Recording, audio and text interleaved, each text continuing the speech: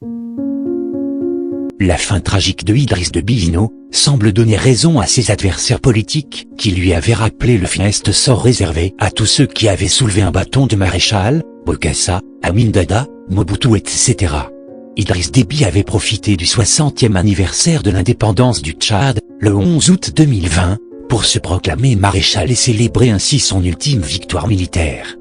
Quelques mois plus tôt, le 23 mars 2020, Boko Haram avait tué une centaine de soldats en attaquant un poste tchadien sur les rives du lac Tchad. Pour laver l'humiliation, le président tchadien avait décidé de mener la contre-offensive et de se montrer sur le terrain. L'opération sera un succès et les terroristes seront chassés du secteur. Soldat dans l'âme, Idriss Déby n'a eu de cesse de le rappeler et de le démontrer. Son tempérament de guerrier est celui qui l'a porté au sommet de l'État. Par finir, Idriss Déby Itno meurt les armes à la main.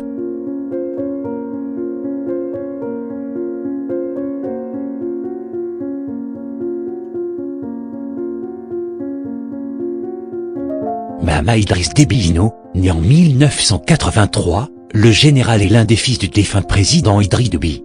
Dès l'annonce du décès du président Idriss Déby Itno ce mardi 20 avril, l'armée tchadienne a annoncé la création d'un conseil de transition qui dirigera le pays pendant 18 mois.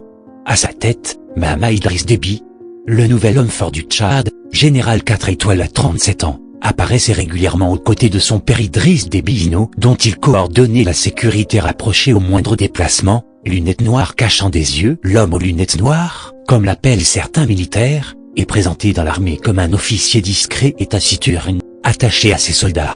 Aussi peu connu du grand public que son passé ou sa personnalité. Surnommé Kaka, parce qu'il a été élevé par sa grand-mère. Kaka veut dire grand-mère dans l'arabe local tchadien.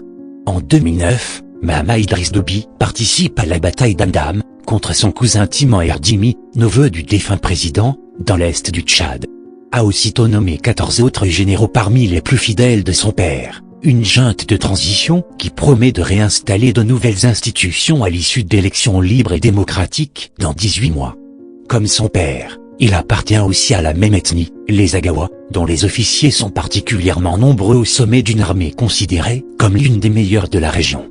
Fils d'une mère Gorahane, une autre ethnie saharienne, Mahama est également marié à une Gorahane, Dabayou Marsouni, journaliste au service de la presse présidentielle et fille d'un haut gradé proche de l'ancien président Hissène Habré, renversé en 1990 par M. Déby.